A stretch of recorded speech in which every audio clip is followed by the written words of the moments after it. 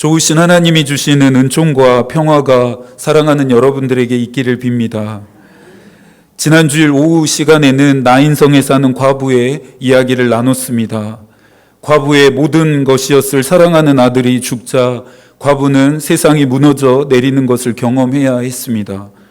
사랑하는 아들을 떠나 보내야 하는 어미의 통곡 소리는 유난히 깊고 또 길고 구슬펐습니다. 그런데 이 과부의 통곡 소리를 멀리 떨어져 계셨던 예수께서 들으십니다. 가버나움에 계셨던 예수의 발길이 나인성을 향합니다. 나인성에 도착한 예수가 마주한 풍경은 기쁨과 즐거움의 도시라는 본래의 이름의 뜻과는 다르게 슬픔과 통곡 소리로 가득한 나인성의 모습이었습니다. 하지만 예수께서는 풍경을 보시러 오신 것이 아니었습니다.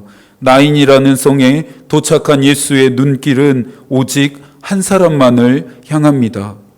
아들이라는 하늘을 잃어버리고 세상 한가운데 내버려진 과부였습니다. 예수께서 과부를 향해 더 이상 울지 말라 말씀하십니다. 이제 내가 왔으니 괜찮아 라고 말씀하시는 것처럼 들려집니다. 하지만 단순한 동정과 위로가 과부의 마음에 닿을 리가 없다는 것을 예수께서도 잘 아셨습니다. 예수께서 행동하십니다. 죽은 아들이 누운 관에 손을 대시고 말씀하시죠. 누가 가까이 가사 그 관에 손을 대시니 맨 자들이 서는지라. 예수께서 이르시되 청년아 내가 내게 말하노니 일어나라 하시매. 슬픔과 고통과 절망뿐인 우리의 인생은 어떻게 달라질 수 있습니까? 예수의 말씀하심과 손 대심을 통해서입니다. 나인성 과부의 슬픔과 고통과 절망뿐인 인생에 예수께서 손을 대시니, 예수께서 말씀하시니 죽음이 생명으로 바뀌는 역사가 있었습니다. 저와 말씀하십니다. 우리의 마음에 따뜻한 손을 얹으시고 자비로운 음성으로 말씀하십니다. 울지 말아라. 그리고 일어나라. 이 은혜를 더 깊이 경험하시는 사순절 기간이 되시기를 축복합니다. 오늘도 예수의 뒤를 좀 밟아봐야겠습니다. 예수가 가는 곳에는 항상 흥미진진한 일들이 일어납니다. 물론 의도하시지 않게 소동과 소란도 끊이지 않고 일어났습니다. 예수가 가는 곳에는 항상 우리에게 교훈과 가르침이 되는 도전과 사건들이 발생한 것을 우리가 잘 알고 있습니다. 예수께서 거라사인의 지방에 갔을 때는 더러운 귀신 들린 사람을 만나게 됩니다. 하나님 되시는 능력 앞에 귀신들이 굴복하고 떠나가게 됩니다. 오랜 시간 귀신이 들려 고통받았던 사람은 묶임으로부터 해방되어져서 자유를 얻게 되었습니다. 오늘 우리가 다룰 이야기는 예수께서 귀신을 쫓아내신 일 이후에 일어났던 사건입니다. 21절과 22절입니다. 예수께서 배를 타시고 다시 맞은편으로 건너가시니 큰 무리가 그에게로 모이거늘 이에 바닷가에 계시더니 회당가 와서 예수를 보고 발 아래에 엎드리어. 바닷가에 계신 예수를 회당장 중에 하나인 야이로가 찾아와서 예수의 발 아래에 엎드립니다. 마가가 예수를 찾아온 자가 회당장이고 그가 예수의 발 아래에 엎드렸다라고 밝힌다는 점에 우리는 유의해야 합니다. 당시 회당은 유대인들이 안식일에 모여 기도하는 곳이었습니다. 성경을 읽고 설명을 들으면서 예배를 드리는 곳이었습니다. 종교적인 재판과 징벌도 이루어지는 기능을 하는 곳이었습니다. 그런 회당은 그리고 평신도로 구성되었습니다. 지금의 교회 구성과 흡사합니다. 그 중에서도 회당장은 집회의 우두머리로 일컬어지면서 회당의 건물뿐만 아니라 예배와 재판 등을 관리하고 관할하는 최고 지도자였습니다. 당시 제사장에 비해 회당장은 명예직이기는 했지만 사람들로부터 존경과 인정을 충분히 받았습니다. 야이로는 가버나움 회당의 회당장이었습니다. 가버나움 회당은 자체의 세 가장 큰 회당이었습니다. 지금으로 말하면 믿지 않는 자들도 이름만 대면 알만한 대형교회의 담임 목사였던 것입니다. 어찌되었건 가장 큰 회당의 회당장이었던 야이로는 사회적으로 높은 신분과 지위를 가진 자였습니다. 그런 자가 오늘 예수를 찾아와 그 발 앞에 엎드렸다라고 이야기합니다. 오늘의 야이로의 이야기가 특별한 이유가 있다라면 사회적으로 높은 신분과 지위를 가진 야이로가 보인 행동 때문이었습니다. 22절을 보니 예수를 찾아온 야이로는 예수의 발 아래 그냥 엎드립니다. 엎드림은 그 사람을 인정하면서 복종과 요청을 표현할 때 하는 행위입니다.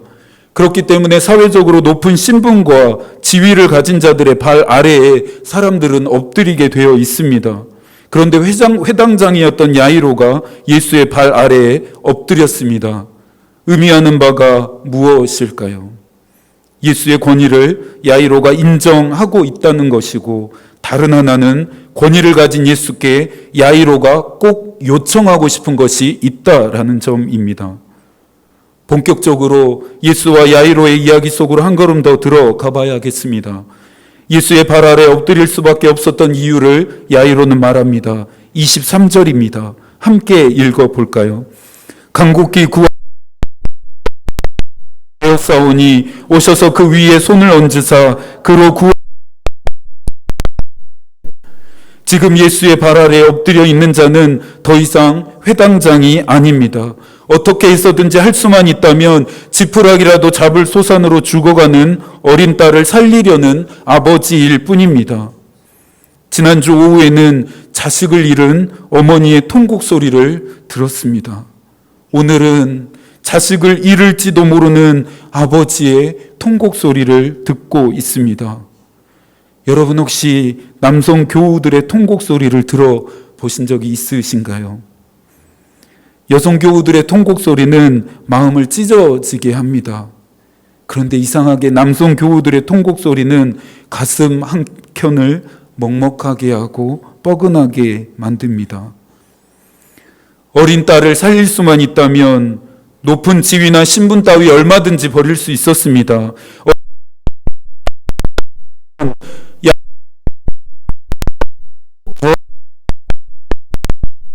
빌 수 있었습니다. 당시 사람들은 이해하는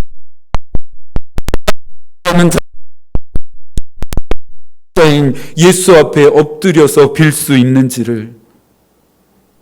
야이로에게는 어린 딸 몸과 것쯤은 아무 일도 아니었습니다. 이것이 모든 부모의 마음이겠지요.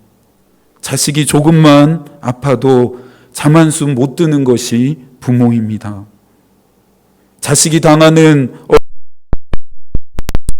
어리지 하며 가슴을 뜯으며 애통해야 하는 자들이 부모입니다. 나처럼 고생하지 않고 자식들만이라도 행복하게 잘 살기를 바라는 자들이 부모입니다.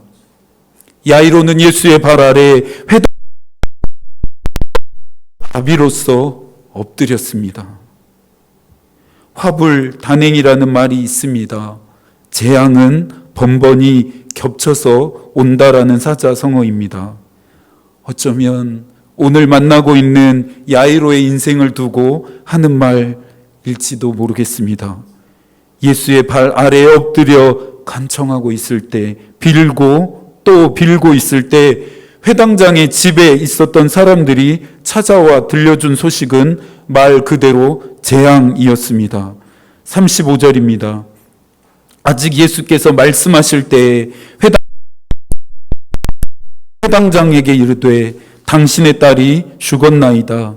어찌하여 선생을 더 괴롭게 하나이까? 딸이 죽었다는 소식을 듣게 됩니다. 그러니 지금 여기서 더 이상 애쓰지 않아도 애쓸 필요가 없다라는 것입니다. 여러분들 살아오시면서 깊은 절망을 경험해 보신 적이 있으십니까? 진짜 절망은 언제 경험하게 되는 것일까요?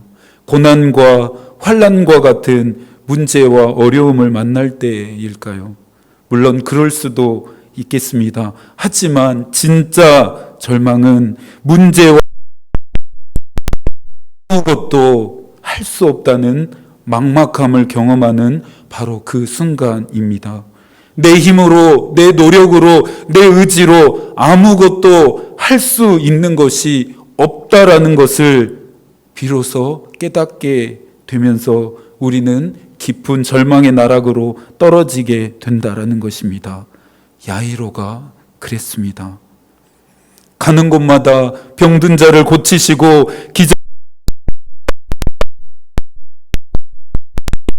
기적겠죠.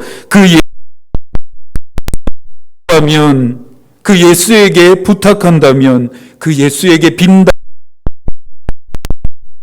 살아날지도 모른다. 야이로는 예수에게 걸었기 때문입니다.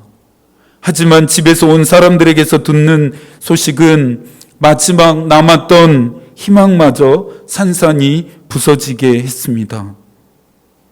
사람의 길이 끝난 곳에서 하나님의 길이 시작된다는 말처럼 여태까지 침묵하고 계셨던 예수께서 입을 열어 말씀하십니다.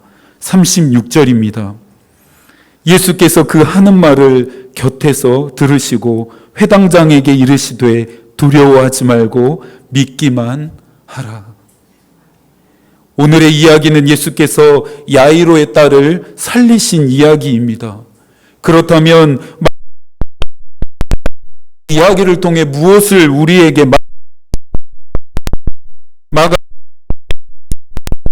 정도로만 이 사건이 우리에게 들려지길 바랬던 것일까요? 당연히 그렇지 않습니다. 아닙니다. 정말 사람은 예수 그리스도입니다. 엎드려 집중하고 있습니다. 마가는 오늘의 이야기에 드러나는 하나님 나라의 권능에 대해 말하고 싶었습니다. 죽음이라 한계를 하나님 되시는 능력을 말하는 것입니다. 마가복음이 복음서로 분류되어지는 이유도 바로 이런 죄와 오직 하나님에게만 있습니다. 사단의 세력을 폐지시키는 능력은 오직 하나님께만 있습니다. 전적으로 부패하고 타락한 우리를 의롭게 하실 수 있는 능력은 오직 하나님에게만 있습니다. 하나님의 아들이신 그리고 하나님이신 예수 그리스도가 이런 능력을 가진 분이라고 마가는 말하고 있습니다. 야이로의 엎드림에 예수는 살리심으로 응답합니다. 41절부터 43절입니다. 이번에는 저희가 함께 읽어볼까요? 그가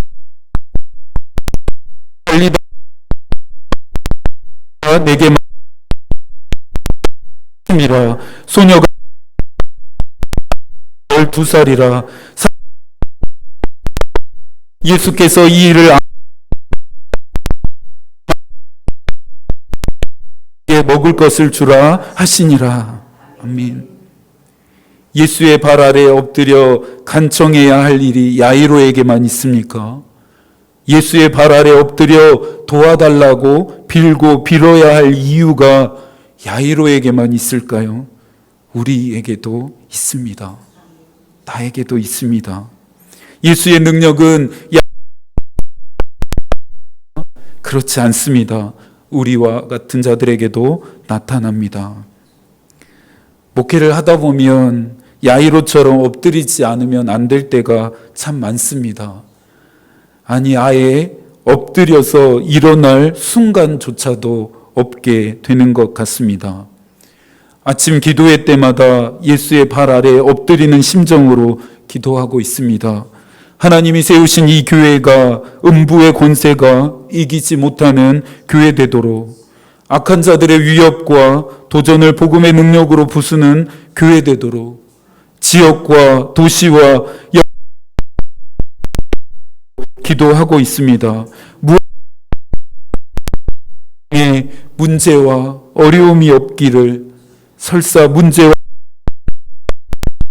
처럼 예수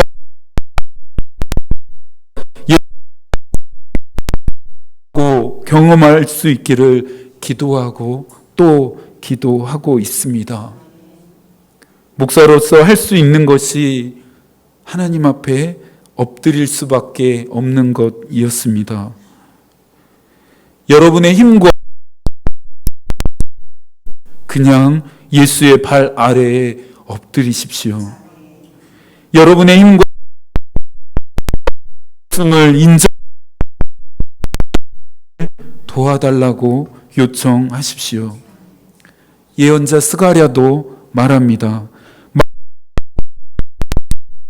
이는 힘으로 되지 아니하며 능력으로 되지 아니하고 오직 나의 영으로 되느니라.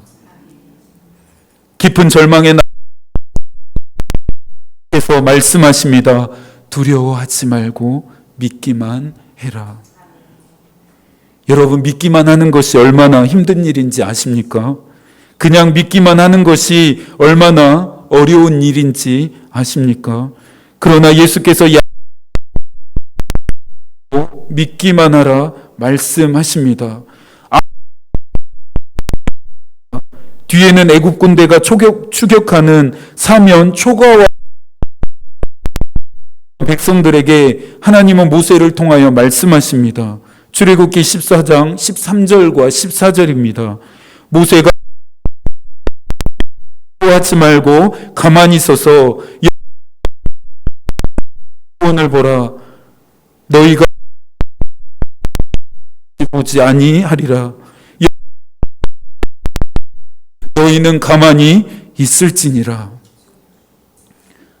하나님 앞에 가만히 있음은 믿는 자들이 할 수 있는 최고의 엎드림입니다. 믿는 자들이 엎드릴 때에 하나님이 행하시며 대신 싸우십니다. 이 사실은 우리를 흔들리지 않고 견실하며 의연하게 만들어줍니다. 두려움은 믿는 자들이나 믿지 않는 자들이나 똑같이 경험하는 감정입니다.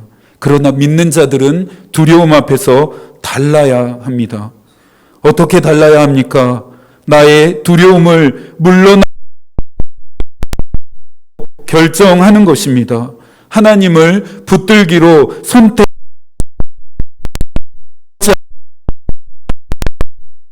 그 주님을 믿기만 하는 것입니다. 넘실대는 홍해를 바라보는 바라보지 아니라 믿음의 눈을 들어 하나님을 바라보는 것입니다.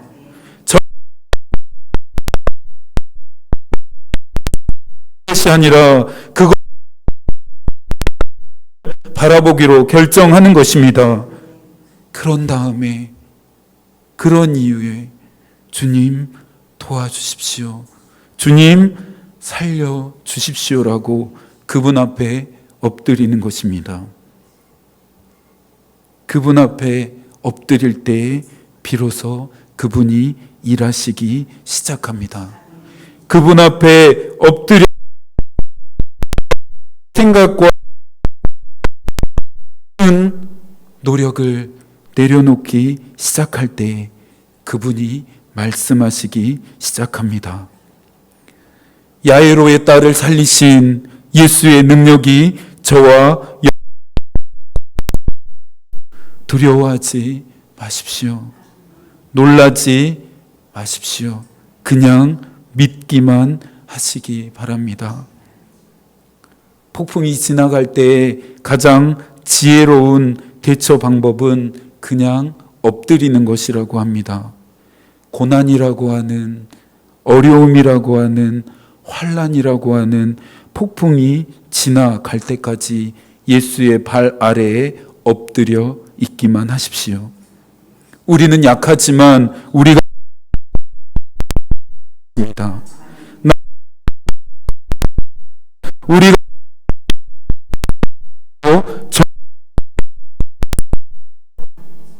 내 생각으로는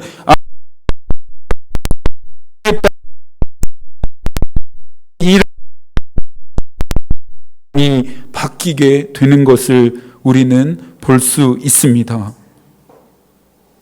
이 한 주 동안도 주시는 힘과 여러분에게 있기를 기도하겠습니다. 무엇보다 건져내시고 여러분의 인생 가운데도 충분히 부어지기를 기도하겠습니다.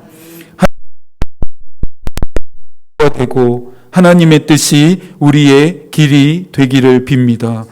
아멘.